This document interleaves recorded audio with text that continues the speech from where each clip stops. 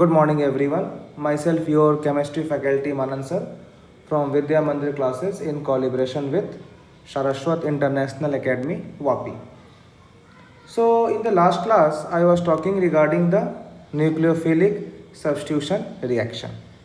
अगर इस पर मैं अगर एक और क्वेश्चन देता हूँ आपको, देखिए मैंने आपको बोला था कि इसमें हमें पहले क्या देखना है कि न्यूक्लियोफिलिक का तभी सब्स्टिट्यूशन होगा जब कोई लिविंग ग्रुप एक टेंडेंसी में हो लीव करने का, और कोई भी लिविंग ग्रुप कब अपने ग्रुप को लीव करेगा जब उस पर माइनस चार्ज स्टेबल हो।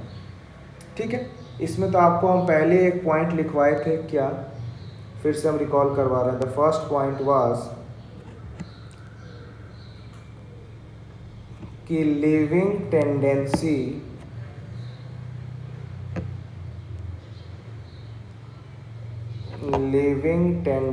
Of anion is directly proportional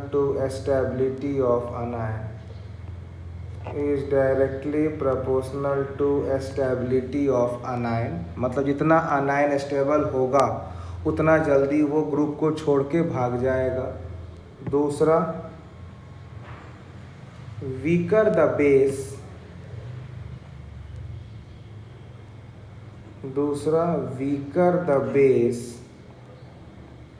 better is the living group. Weaker the base, better is the living group.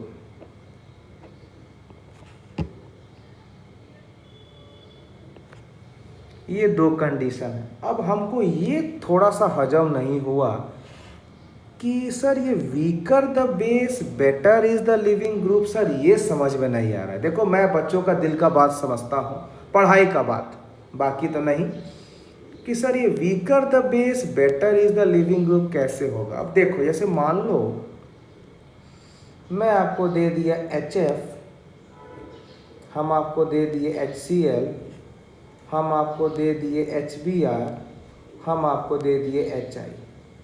हम बोले कि बेटा ये बताओ इनका increasing order of acidic character क्या होगा, तो चुपचाप ये हो जाएगा। तो ये मेरा क्या हो गया, ऑर्डर ऑफ एसिडिक। और आपको पता है कि एसिड और बेस दोनों के एक दूसरे के दुश्मन होते हैं, मतलब जो जितना स्ट्रॉन्ग एसिड वो उतना वीक बेस।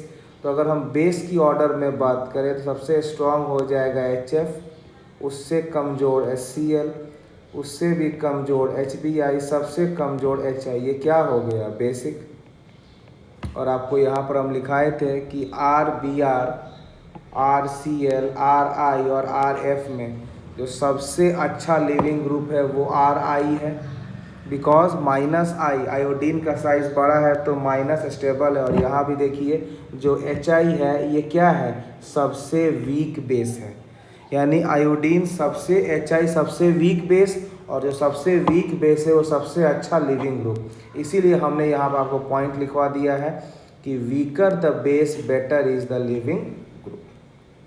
आया, चलिए आपको इस पर एक और क्वेश्चन दे रहे हैं हम। आपको करना है arrange in living tendency, arrange in order of living tendency. मतलब चलिए पहले हम क्वेश्चन देते हैं, आपको समय देंगे 15 सेकेंड का, आप खुद इसको ट्राई करो, फिर मैं क्वेश्चन सॉल्व करवाऊँगा। जैसे अगर मैं A दिया तो ये हो गया CH3S double bond O O minus. अगर हम B की बात करें तो F3CS double bond O O minus. अगर हम C की बात करें CCl3S double bond O O minus. अगर हम D की बात करें तो ये हो जाएगा CD3S double bond O O minus. हम बोल रहे हैं इसको कि बेटा आपको इसको अरेंज करना है in the order of living tendency. अब आपको सिखाए थे कि वही अनायन छोड़ के भागेगा जो सबसे ज़्यादा स्टेबल होगा। वही अनायन छोड़ के भागेगा जो सबसे ज़्यादा स्टेबल होगा। और अनायन स्टेबल कब होगा? जब अनायन का माइनस चार्ज धीरे धीरे डिक्रीज करने लगे और जो भी अनायन है it starts moving towards neutral, तभी जाके हम बोले हैं कि ये अनायन मेरा स्टेबल है। अब देखो, अगर हम यहाँ बात करें बेटा तो ये CH3 दिखाएगा प्लस हाइपर कॉन्जुगेशन और ये हमारा O के माइनस चार्ज को और बढ़ा देगा, मतलब ये उसको और अनस्टेबल कर रहा है। यहाँ पर जो आप देख रहे हैं, जो आपका CF3 है, यहाँ पर आप क्या देख रहे हो? CF3 ये माइनस आई इफेक्ट लगाएगा, मतलब O के माइनस को और डिक्रीज करेगा। CCl3 भी लगाएगा माइनस आई इफेक्ट, मतलब ये O के माइनस को और डिक्रीज करेगा। और यहाँ CD3 भी लगा देगा हाइपर कॉन्जुगेशन, मतलब O के चार्ज को बढ़ा देगा। अब हमको बात करना है कि सबसे अच्छा लिविंग ग्रुप वही होता है जिसमें माइनस चार्ज को हम कम करें, मतलब B, C अच्छा लिविंग टेंडेंसी है in compare to A, D। अब ये बात करना है कि B एंड C में सबसे ज़्यादा कौन है। तो आपको पता है GOC के अनुसार कि जो माइनस आई का ऑर्डर होता है, सबसे पहले होता है आपका CF3, फिर आपका होता है CCl3, फिर आपका होता है CBr3, फिर आपका होता है CI3। मतलब CF3 ज़्यादा रेशियो में इलेक्ट्रॉन पुल करेगा एज़ कम्पेयर टू CCl3। मतलब ऑर्डर क्या हो जाएगा? सबसे पहले B होगा, फिर C होगा। और अगर हम A एंड D की बात करें तो ये लो शो करेगा प्लस आई या हाइपर कॉन्जुगेशन। तो जो प्लस आई ऑर्डर होता है वो क्या होता है? CD3 का ज़्यादा होता है एज़ कम्पेयर टू CH3। तो हमें इलेक्ट्रॉन देना नहीं है, हमें इलेक्ट्रॉन लेना है ताकि O का माइनस चार्ज कम हो जाए। तो इन दोनों में पहले A होगा फिर D होगा। तो ये हमारा हो गया लिविंग टेंडेंसी। मतलब कैसे आप माइनस चार्ज को कम करोगे, जितना माइनस चार्ज कम होगा उतना सिस्टम स्टेबल होगा। तो B और C पता लग गया। A और D में आप क्या देख रहे हो कि CH3 और CD3 में CD3 का ज़्यादा आई इफेक्ट है, तो CD3 अधिक इलेक्ट्रॉन देगा O माइनस को। तो क्या होगा? A और D में CH3 भी इलेक्ट्रॉन देने वाला है और D में CD3 इलेक्ट्रॉन देने वाला है, लेकिन CH3 CD3 के रेस्पेक्ट में कम इलेक्ट्रॉन देगा, तो O पर माइनस चार्ज थोड़ा कम स्टेबल होगा। लेकिन अगर हम D की बात करें तो CD3 in compare to CH3 ज़्यादा इलेक्ट्रॉन देगा, तो O पर ज़्यादा इलेक्ट्रॉन आ जाने से अधिक अनस्टेबिलिटी बढ़ जाएगा। तो मेरा आंसर क्या हो गया? B, C, A, D।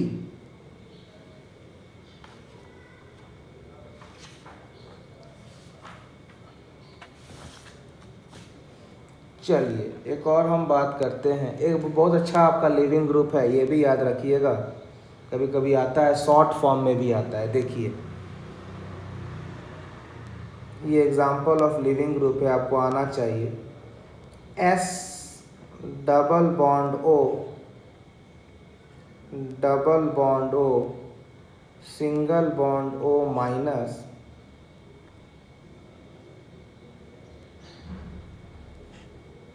CH3। ये हमारा एक लिविंग ग्रुप है। अब देखो इसका नाम कैसे लिखते हैं, पहले ये समझो। देखो जो बेटा हमारा ये जो पूरा ग्रुप है ना, खाली इतना, इसको हम बोलते हैं टोसाइल, TOSYL, और शॉर्ट में हम बोलते हैं TS। शॉर्ट में हम क्या बोलते हैं इसको? TS। अब जब इसमें O माइनस जुड़ जाएगा तो इस पूरे ग्रुप को हम बोलते हैं OTS माइनस। क्या बोलते हैं? OTS minus. और ये क्या, it is a very good leaving group. किसी भी कंपाउंड में अगर जुड़ा है तो वहाँ से ये चाहेगा कि हम सेपरेट हो जाए।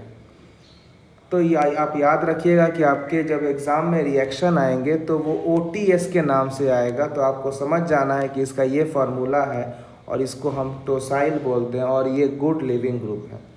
चलिए एक और थोड़ा कॉन्सेप्ट आपके मन में ये आएगा कि सर यहाँ इसका टोसाइल मतलब नाम कैसे पड़ा। अब उसका तो कोई लॉजिक नहीं है, लेकिन स्टिल मैं आपको याद कराने का ट्राई करता हूँ कि याद रखिएगा टी से टोसाइल और ये वाला पूरा ग्रुप हमारा टॉल्विन है। तो कुछ आपको ये भी याद रहेगा कि जहाँ टोसाइल है वहाँ टॉल्विन ग्रुप होगा। चलिए ये वाला याद रखिएगा, एग्ज़ाम में आता है फार्मूला के तौर पर। अगला आपको अगर मैं एक और क्वेश्चन दे रहा हूँ, compare living tendency.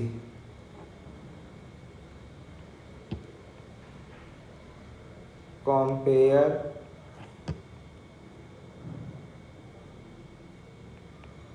Living tendency, O double bond S double bond O single bond O minus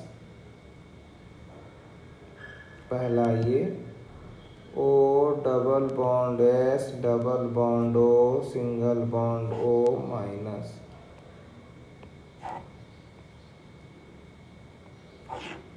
तीसरा O double bond S double bond O double bond minus, ये आपको दिखा देगा Br। Next O double bond S double bond O single bond O, ये दिखा दिया Cl। ये मेरा क्वेश्चन नंबर A है, ये क्वेश्चन नंबर B है, ये क्वेश्चन नंबर C है, ये क्वेश्चन नंबर D है। Now my question is to compare the leaving group. फिर से वही बात, लिविंग ग्रुप कंपेयर करने के लिए हम क्या देखेंगे कि जिस जिस कंपाउंड पर माइनस है वो कितना स्टेबल है। और माइनस स्टेबल कैसे होगा, जब उसका माइनस चार्ज डिक्रीज करने लगे और minus starts moving towards neutral, तभी स्टेबल होगा। चलिए अगर हम पहला में तो बात करें ठीक है, दूसरा में अगर हम बात कर रहे हैं तो हम क्या देख रहे हैं कि CH3 आपका हाइपर कॉन्जुगेशन दिखाएगा, मतलब ये कहीं ना कहीं माइनस चार्ज को बढ़ा रहा है, कहीं ना कहीं माइनस चार्ज को ये बढ़ा रहा है, मतलब और ख़राब कर दिया इसको। ब्रोमीन इलेक्ट्रॉन पुल करने वाला है, क्लोरीन इलेक्ट्रॉन पुल करने वाला है, मतलब ये दोनों कहीं ना कहीं इलेक्ट्रॉन डेंसिटी कम करके माइनस चार्ज को कम कर रहे हैं, मतलब स्टेबिलिटी में C, D तो ज़्यादा होगा as compare to A, B। अब हमारा असली फाइटिंग होगा C एंड D में। आपको पता है कि जो ब्रोमीन है ये -I इफेक्ट भी दिखाएगा, -M इफेक्ट भी दिखाएगा, दो इफेक्ट्स इलेक्ट्रॉन को पुल करेगा। फिर से हम बोले बेटा GOC जरूर पढ़ना पड़ेगा। Cl भी आपका -I इफेक्ट दिखाएगा, -M इफेक्ट दिखाएगा। लेकिन अगर दोनों का हम बात करें, अगर हम दोनों की बात करें तो ब्रोमीन ज़्यादा स्पीड से इलेक्ट्रॉन पुल करेगा as compare to chlorine, because bromine due to bigger size उस पर माइनस चार्ज या इलेक्ट्रॉन स्टेबल है, लेकिन chlorine as compare to bromine have a smaller size and it is less stable as compare to bromine. तो इसका answer क्या हो जाएगा, C एंड D। अब अगर A एंड B में बात करें तो A में तो जितना O का माइनस चार्ज है उतना ही है, क्योंकि A में कोई भी ग्रुप नहीं जुड़ा है, चाहे वो लिविंग हो या विड्रॉइंग हो, तो A में जितना माइनस है उतना ही है।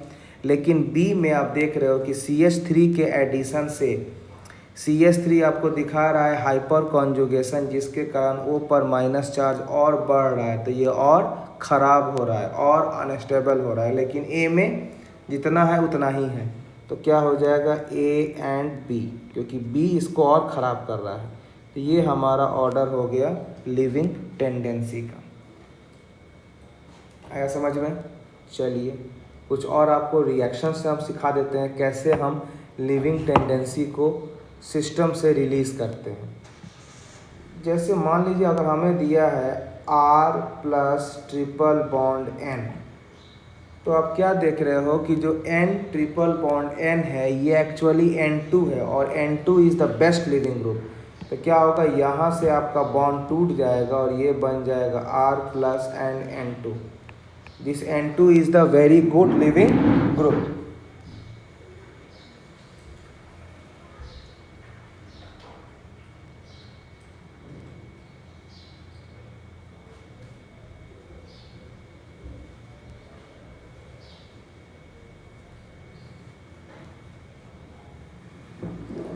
अगर अगला हम बात करें कि ROH H प्लस, और हम देख रहे हैं बेटा water is a very good leaving group. तो यहाँ से ये बॉन्ड ब्रेक करेगा, ये बन जाएगा R plus plus of H2O। Next अगर हम देख रहे हैं कि अगर यहाँ हो जाए RNH3 प्लस, मुझे पता है कि ammonia neutral compound very good leaving group, तो ये बन जाएगा R plus NH3।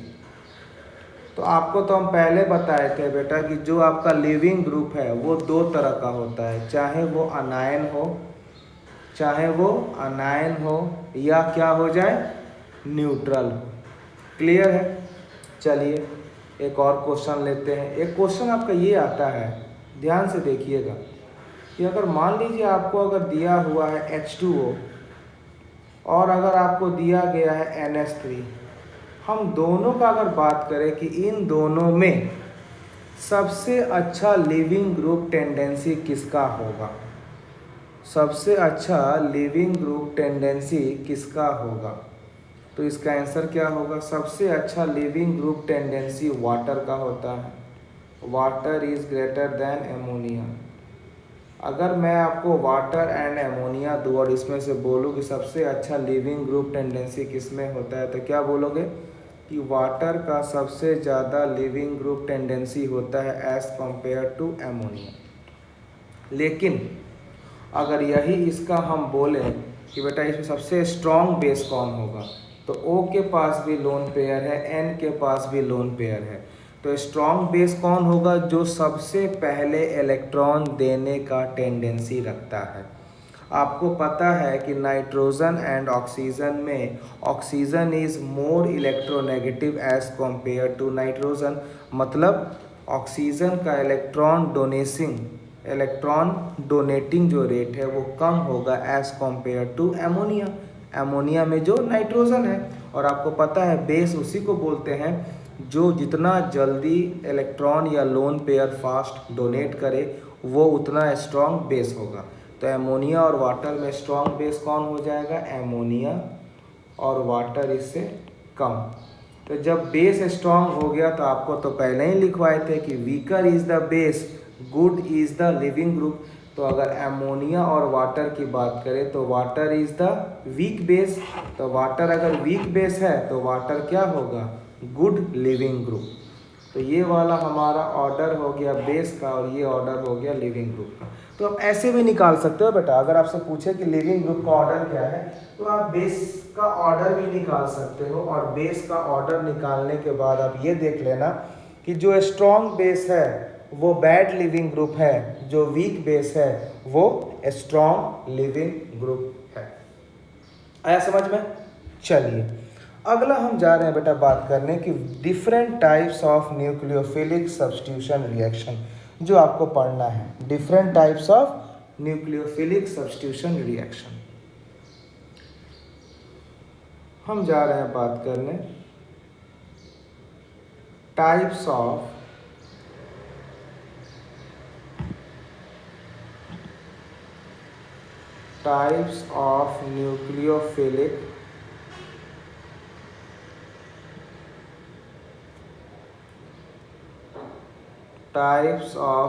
Nucleophilic substitution reaction.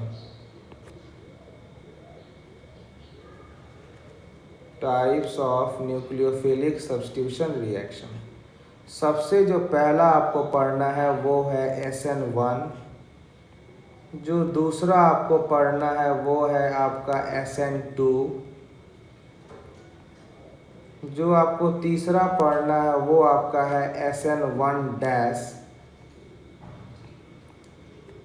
जो चौथा आपको पढ़ना है वो है आपका SN2 डैश। जो आपको नेक्स्ट पढ़ना है वो है आपका SNNGP।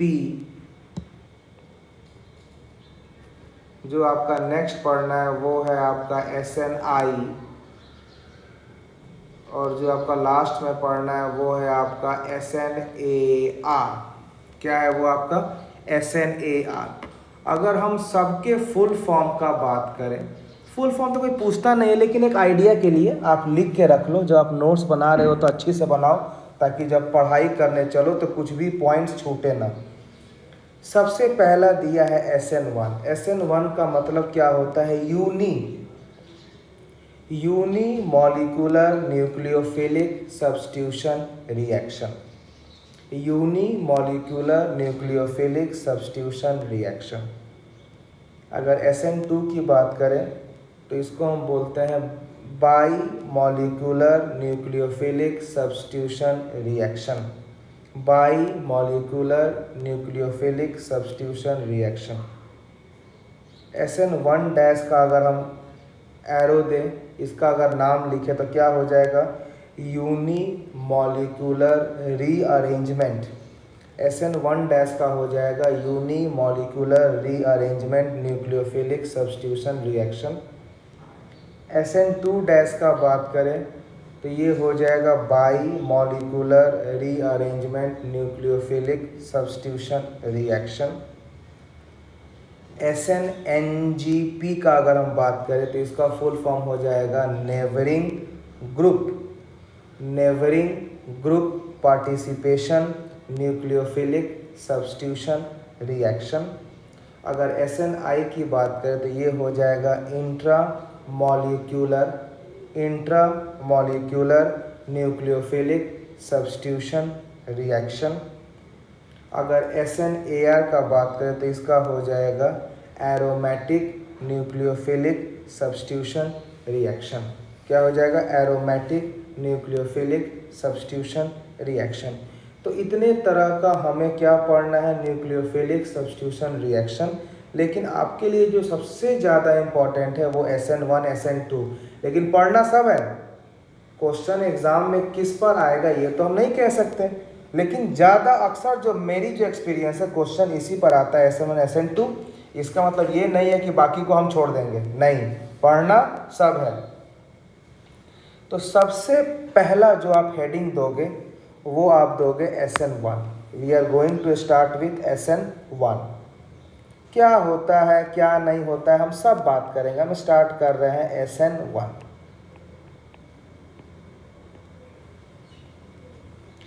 लिखो SN1 मतलब वन का मतलब नाम में ही बता रहा है, वन मतलब यूनी। तो लिखो वन, SN1 में लिखो one denotes uni. One denotes uni. One यहाँ पर लिखो, जो वन है वो क्या डिनोट करता है? यूनी। देयरफॉर हम SN1 को क्या बोलेंगे?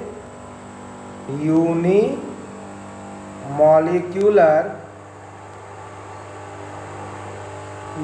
Molecular nucleophilic substitution reaction.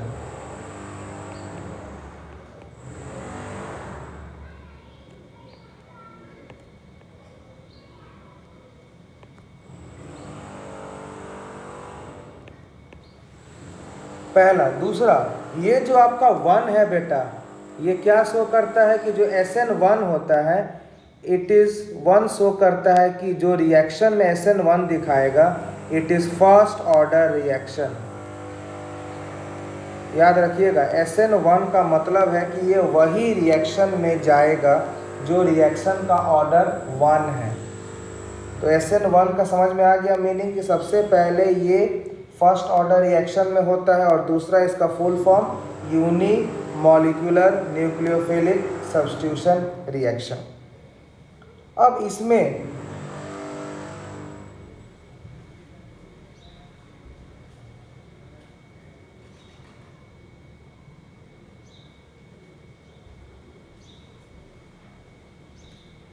अब इसमें आपका बेटा कभी कभी एग्जाम में एनर्जी डायग्राम भी आता है, एनर्जी डायग्राम भी आता है। तो एनर्जी डायग्राम तो बेटा आपको तभी समझ में आएगा जब आपको मैकेनिज्म लाइन बाय लाइन आएगा।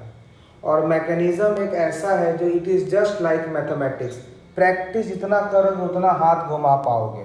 अगर आपने प्रैक्टिस नहीं किया तो आपका हाथ नहीं घूम पाएगा। तो हम एक एग्जाम्पल लेंगे, उसके बाद हमें आपको सिखाना है कि इसका ग्राफ कैसे बनता है, क्योंकि ग्राफ पर अक्सर ये लोग क्वेश्चन पूछते हैं। तो सबसे पहला हम एग्जाम्पल जो लेंगे आप लिख लीजिए, hydrolysis of alkyl halide. Hydrolysis of alkyl halide. Hydrolysis of alkyl halide.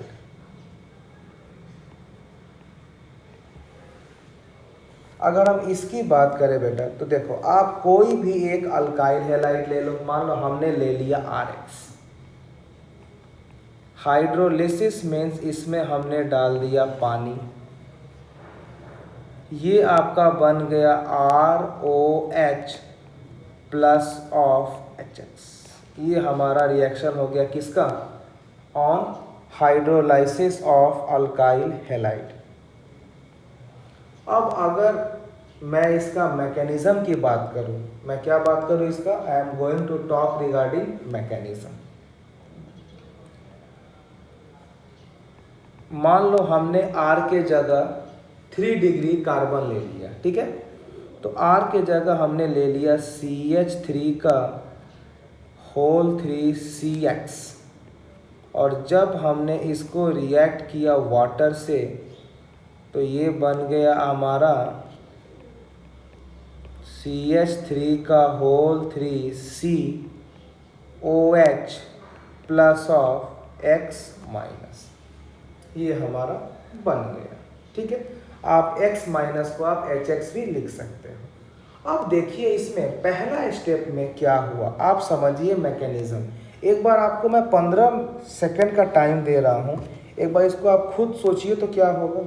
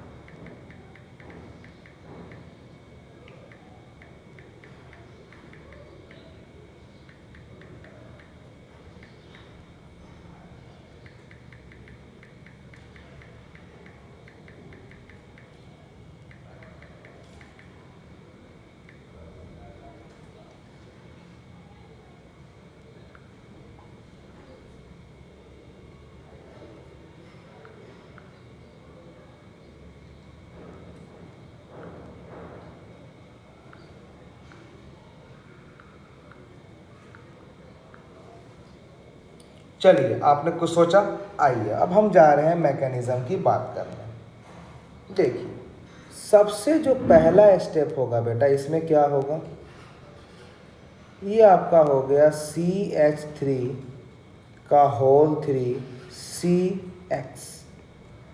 सबसे पहले जो हमारा X है वो एक लिविंग ग्रुप है, वो छोड़ के अलग हो जाएगा, तो ये बन जाएगा हमारा CH3 का whole 3 C plus of X minus. अब हम क्या देख रहे हैं, मैं क्या देख रहा हूँ कि जो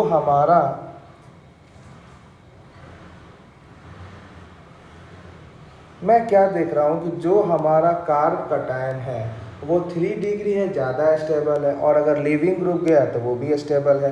तो यही जो हमारा पहला स्टेप होता है इसको हम बोलते हैं RDS। यही जो पहला स्टेप, इसको क्या बोलते हैं हम, RDS, रेट डिटरमाइनिंग स्टेप। अब दूसरा स्टेप में क्या होगा, जो यही हमारा CH3 का होल 3 C प्लस है, ये अब रिएक्ट करता है वाटर ऑक्सीजन के पास लोन पेयर है, तो ये वाटर के लोन पेयर से अटैक करेगा। अटैक करने के बाद यहाँ बन जाएगा आपका CH3 का होल 3 COH। आपको पता है कि ऑक्सीजन नॉर्मली 2 बॉन्ड बनाता है, यहाँ 3 बना दिया, तो O पर आ गया positive charge.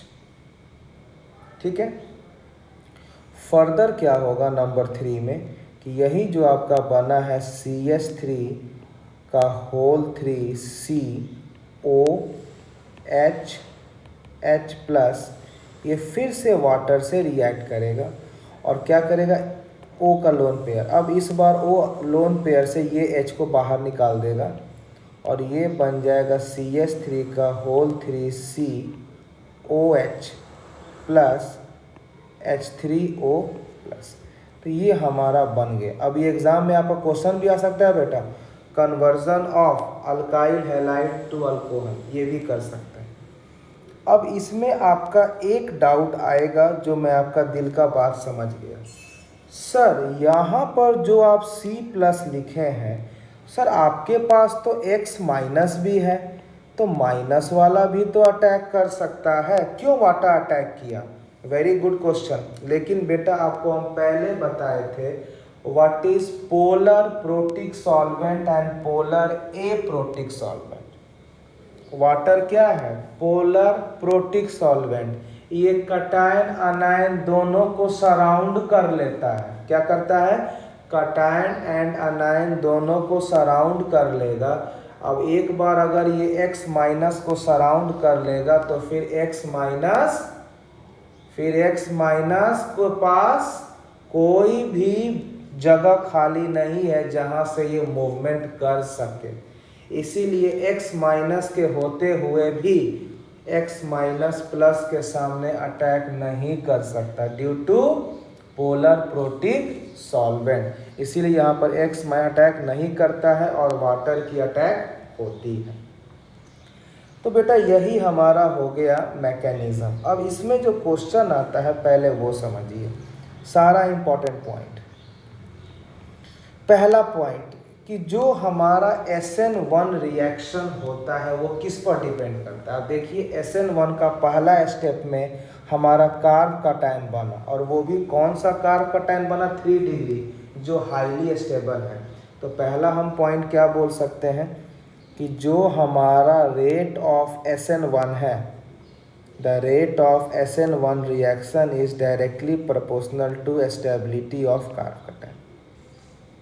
It is directly proportional to stability of carbocation. ये सबसे पहला स्टेप है। दूसरा, अगर हम रेट लिखे किसी, तो रेट हम कहाँ से लिखते हैं? जो मेरा RDS है, और RDS मेरा फर्स्ट स्टेप है, तो क्या होगा? K इंटू रिएक्टेंट, मतलब CH3 का होल 3 C इंटू X। इसीलिए अब कुछ नहीं है तो पावर क्या? 1, इसीलिए इसका ऑर्डर 1 होता है, क्योंकि जो मेरा RDS है उसी से हम रेट निकालते हैं, और रेट बराबर क्या हो गया? K इंटू CH3 का होल 3 C इंटू X और पावर 1। तो ये मेरा क्या हो गया? First order reaction.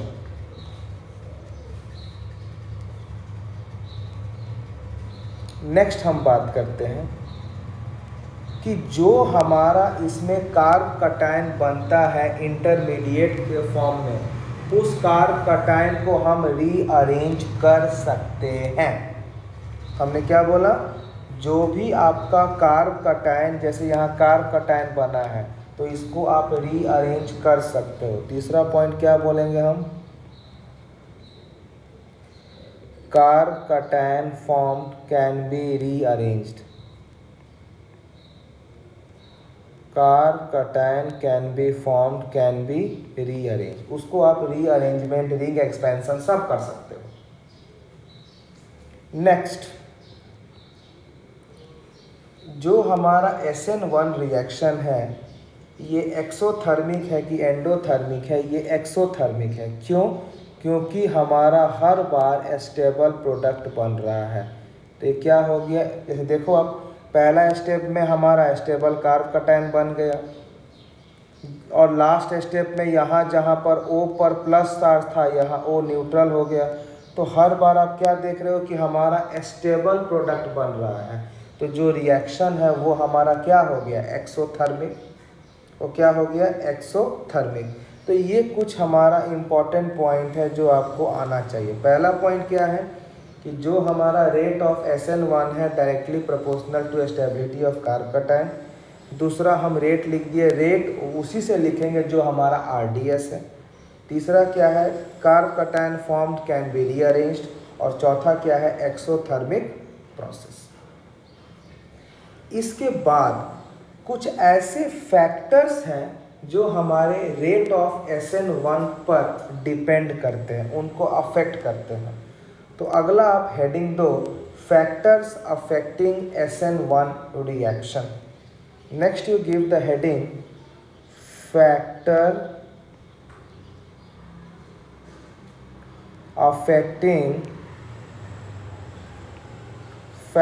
Affecting SN1 reaction mechanism. जो भी है, कौन कौन से फैक्टर हैं जो हमारे SN1 को इफेक्ट करते हैं। सबसे पहला होता है nature of alkyl halide. The first one I am focusing on, nature of alkyl halide.